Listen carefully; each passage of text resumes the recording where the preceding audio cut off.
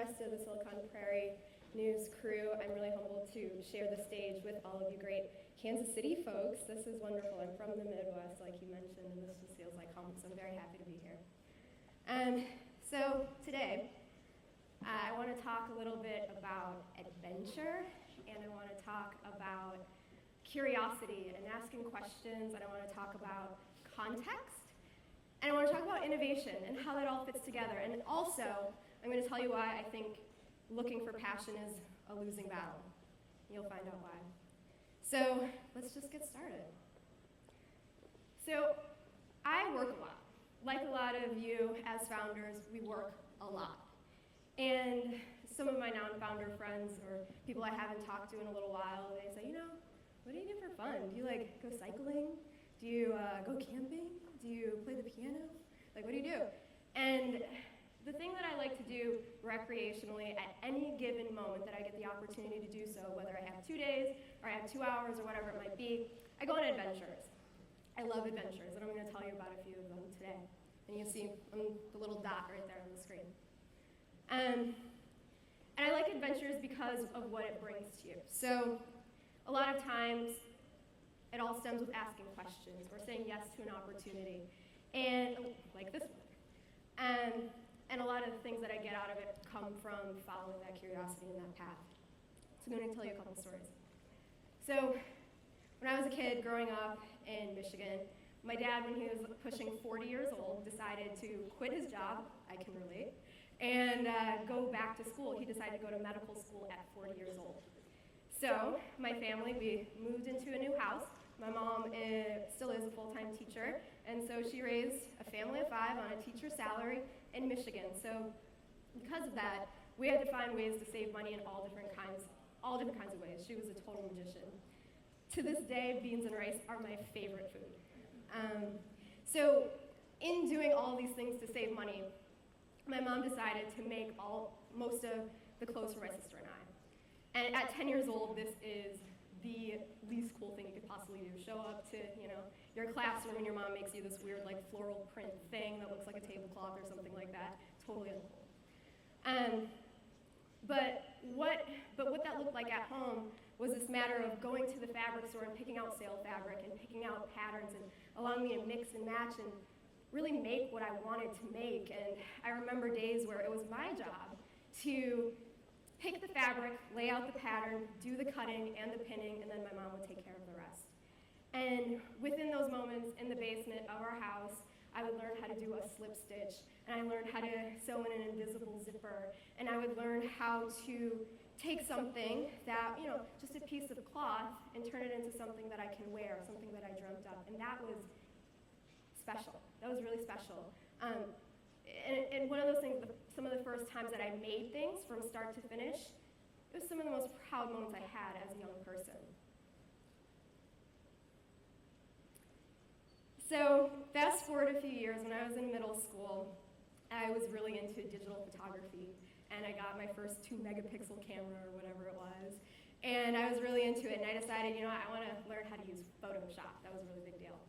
So in trying to learn how to use Photoshop, I went online and asked a lot of questions, and I was trying to do all kinds of really cool stuff.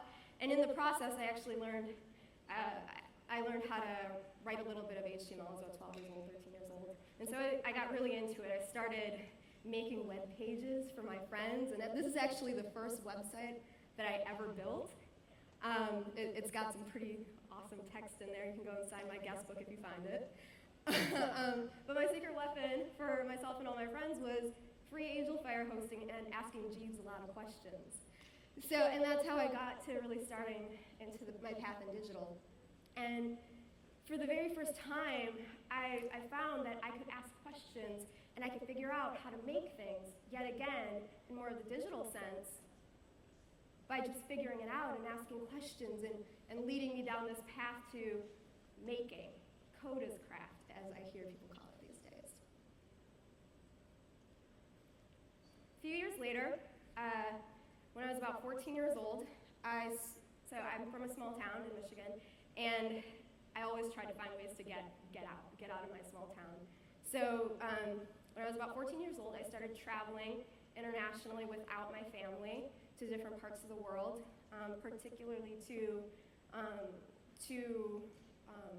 sugarcane plantations in the Dominican Republic, mostly doing service projects or hanging out, meeting people, doing whatever it is that I was doing for years down there. And so we would do activities in the morning, and then in the afternoon I would go out and I would meet the neighbors. We lived in a cleared out schoolhouse that they gave us for the summer, and we would walk around town or walk around the little community in the afternoon, meet the neighbors, see what's up.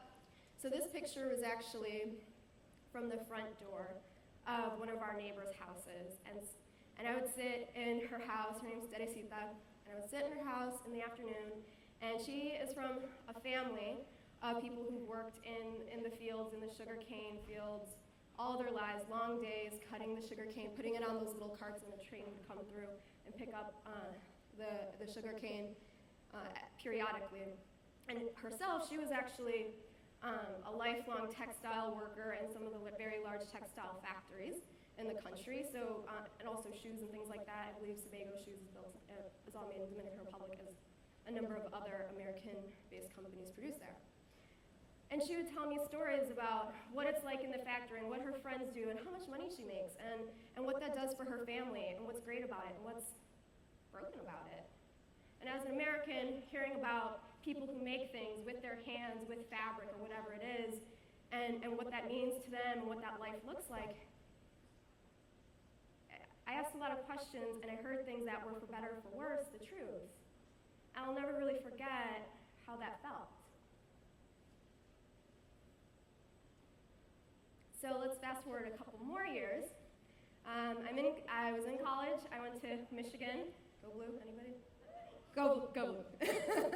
So I was in Michigan, and I got the really great opportunity to travel to another place. This time I got to study for a while in Spain, and it's very different than any of the other international experiences that I had. And what's really great about being able to go to Europe and experience whatever it is that I experienced there was that culturally, design was important. Aesthetics were important, and not just for the sake of being aesthetic. It was part of, things are designed well, this idea of design thinking in everything that we have in our lives. And for the first time, I started to look at fashion as art that just happens to use the human form as a canvas. So I started to notice the aesthetic and the design and beautiful things in everything around me. Everything that I looked at had a new life to it, and I was interested, I was intrigued. Everything felt important and significant, and the whole world felt new again.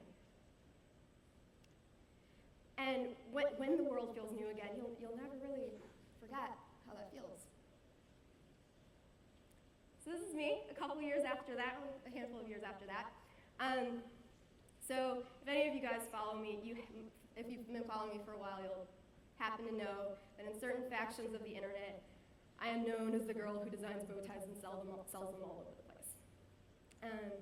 So turning what I learned in my mom's basement, or what I kind of tinkered around with and got really into while I was in Spain, it kind of parlayed itself into building a lifestyle brand of menswear products. And we made ties and bow ties and pocket squares and all kinds of things. We hosted beautiful parties with the influential types and all kinds of really great things. And that also took me on a couple of adventures. So we were based in Chicago, all of the production in Chicago. And this whole thing would take me to places like the production house that doubled as an elderly Polish lady's basement at 5:30 in the morning because that's the only time she wanted me to come by and pick up my samples. Or that would take me to selling wholesale accounts in Japan and all kinds of really exciting places. And this inevitably led me to what I'm doing now, which is Citizen Made. So what I'm getting at is curiosity. Asking a lot of questions, allowing us to take you on the adventures that you go on, and going for the ride for whatever it's worth. I think that a lot of times curiosity lends itself to seeing the world in a lot of different ways, in ways that you uniquely are able to see. and it provides you a certain understanding of the world, a certain context around the world. So context.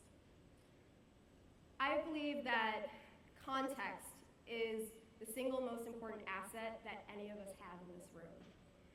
With all of the unique adventures that any of us have, any given person has, they're able to understand different parts of the world, whether it's how people operate in different parts of the world, or why businesses are broken, or why they're succeeding, or what's really hard for people to do, and what was really awesome to you when you saw something for the first time, or that hello world moment happens.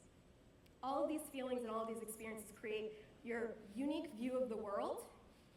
I like to think of it as your intellectual thumbprint.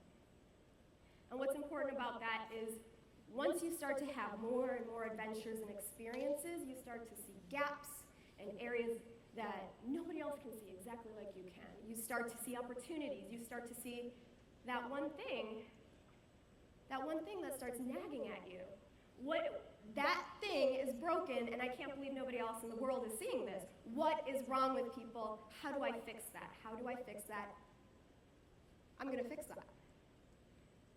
And so that one thing, after all these adventures that I went on for me, was something around being a maker or fixing the retail model and how that operates, or whether it's how we make things, how the supply chain works, and why that's broken, and why it was designed 100 years ago and it hasn't changed since.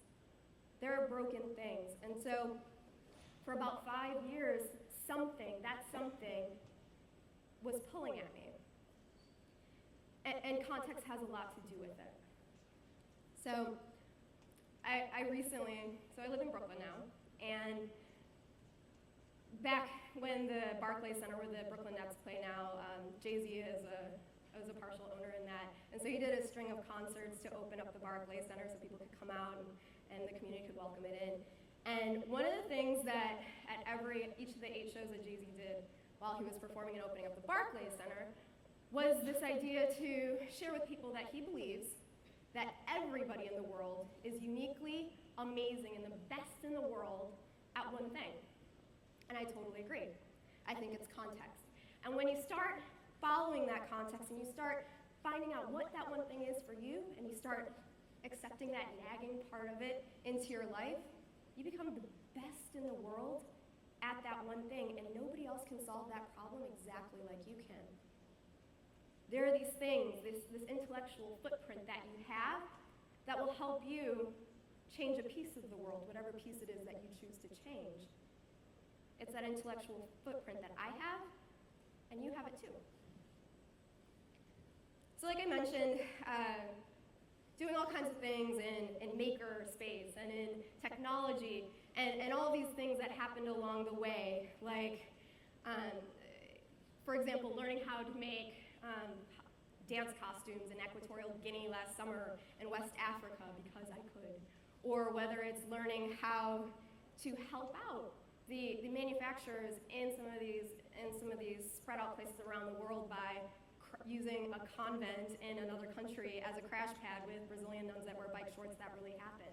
All of these things happen, and they teach you a little bit about how the world works. And you're able to take that thumbprint and parlay that into action, into innovation, into change. Whether it is within the maker space, whether it is within mass customization and supply chain innovation and all of these really fancy words, you're making change. So like I mentioned, I don't really believe in going out and looking for the career that you're passionate about. And a lot of times I get crap for that. But here's why. Hear me out. I believe that when you're setting out to look and find your passion, it's really hard. You try a lot of things, or you're looking for something, and it's very frustrating because there is nothing out there that has the label passion on it. There's nothing out there that will grab you and say, hey, I'm your passion, don't quit. Nothing will do that for you. What I do believe is that it's very important to have a lot of adventures and a lot of experiences and say yes to a lot of things so that you're able to have context, so that when you find that one thing that you can be singularly great at, you'll feel compelled to do it, and do it more, and do it well. Do it right, and bring other people along with you. And that's where you start to feel like there's this pull, this obsession toward doing something good and right and wonderful and innovating and doing it all the way. That obsession is what I argue is what you should be looking for. Finding that one thing that you can hold on to for a long time through the ups and the downs and all that space in between. And passion, I believe, is merely what manifests from this obsession. It's how you feel about the works, not the actual works.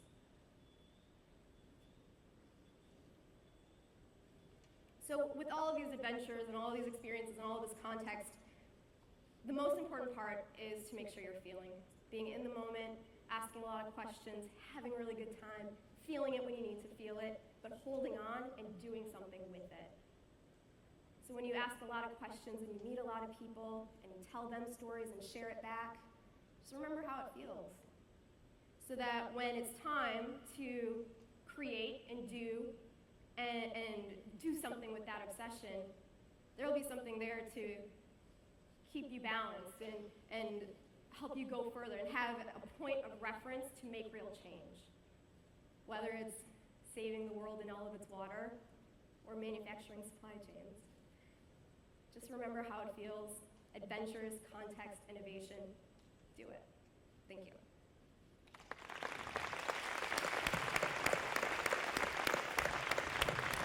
Awesome.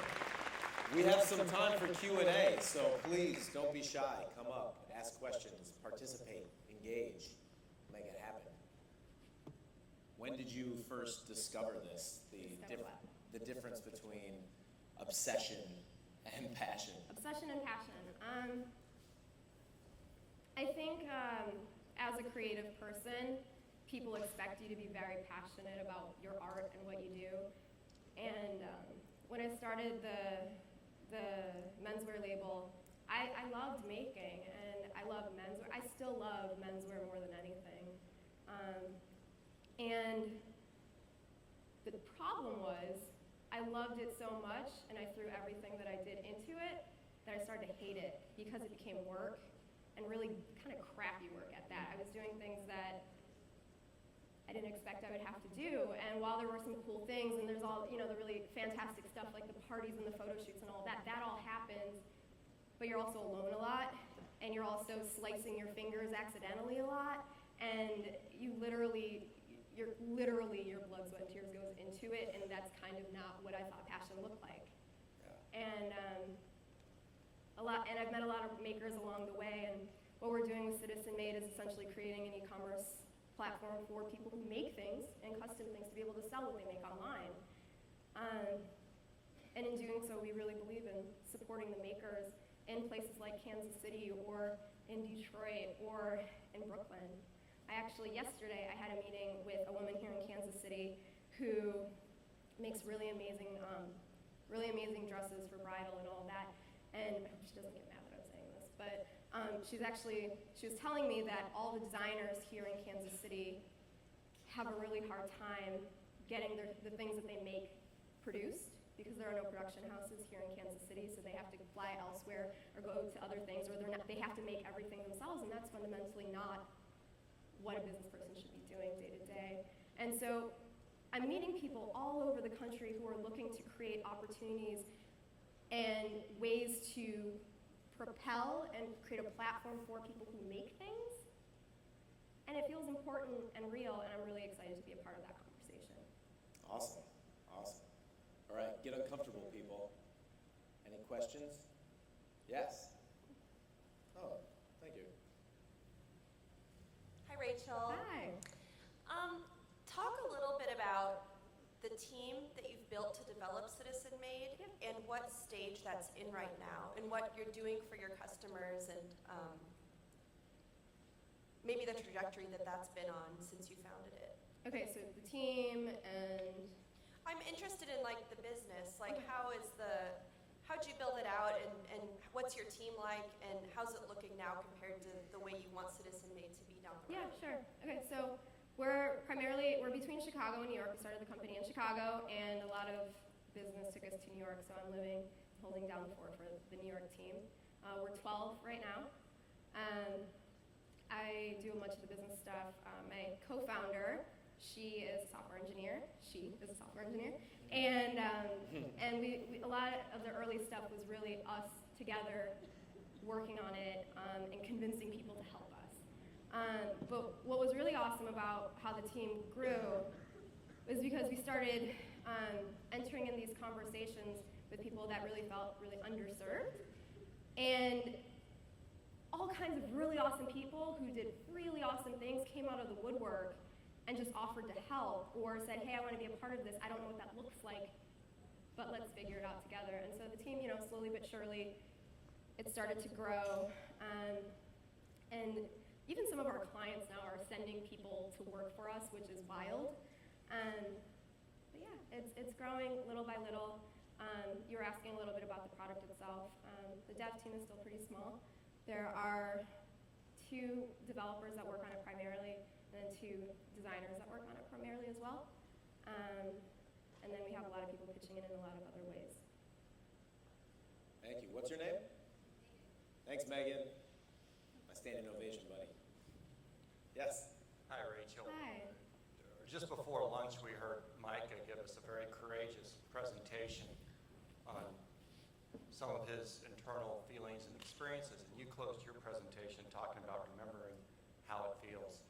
A lot of times we focus on goal setting, and there's an alternative school of thought that we should be more focused on our core desired feelings. So I'm curious what you can share with us in terms of when you're doing the work that you really enjoy, how does that make you feel? And how do you know when you're in that sweet spot, when you're in the area that you're in your core desired feelings? Can you help us understand and navigate that? Yeah, sure. So, like I mentioned a little bit earlier, I'm really into this idea of creation and making and design and all things beautiful and all this great stuff, right? And so my background is between digital and fashion, and it's always kind of nested itself in product design. So whether it was Reebok or Bloomingdale's or whoever, it kind of always nestled in that kind of business space right there. When I first started out in the business side of fashion, I felt like, there were certain parts about this. Certain large sets of this industry will not exist in 10 years because they are not changing. They do not operate in a way that matches what today looks like. And that really bothered me. And so, like I mentioned, I had all these points of context and all this, and certain ideas around how things are being produced really started to tug at me. And the menswear label was my first attempt at trying to solve that. I thought that with this menswear label it was going to grow into all these other things, and we were going to change the way that people buy and make and wear and all this really fantastic stuff through this menswear label. And Citizen Made, candidly, is a pivot from this thing where I was making in Chicago to this thing where I'm making all over the world and helping other makers along the way. And I think more than anything else, it's about serving those feelings and those experiences. And that's what gives me joy, not the actual physical act of menswear or creating it or any of that. And I think that differentiation was more about the experience and going through it and going through that life cycle of what here is important and how do I achieve that and serve that. Great. Yes? Hi, Rachel. Hi. My name's Landon. Good to and meet I you. have a friend who's watching the live stream right now. Hi, friend. And I just talked to her, and she has a company. She helps women with custom bra needs. Is it my intern? It just might be. And she has a question. Okay. She has a question about the future of your business, Okay. and what direction you're heading, and what innovations you see happening in the next few years. Okay, cool. So, if it is not my intern, hi to Landon's friend. But, so, quick background. So, I actually recently got a Kauffman Global Scholar to come to New York and work for me recently, and she's amazing. And she's making a custom bra company for large cup-sized women, so they're all customizable and not ugly, and there's not a lot of women in the crowd, so I don't see a lot of head nodding. But apparently, it is a very large but difficult market to serve, and it's highly underserved, and she's gonna make a lot of money, so go her, and go Kaufman for finding her. All right, awesome. So in terms of like what the next steps are with the company, we like to serve anybody from, we work with furniture companies and bicycle companies and cupcake companies and all kinds of people who make custom things as a core part of their business. And we're the only people who have a platform to make that possible. So we make it scalable, affordable, accessible tools for people who don't even have a tech team or somebody to hack away at things in their office. Very usable tools so that people can sell what they actually make. Yes. And I want to work with her if it's not my intern that I already work with. Okay. Awesome. I want to work with them too. If this company needs someone to get arrested in custom bras, I'm available. All right. I don't know what to say to that. Yeah. Any other questions for Rachel? Well, thank you so much, Thank you, Rachel. everybody. We really appreciate it. Let's give it another round of applause. Thank you. Rachel Brooks, thank you so much.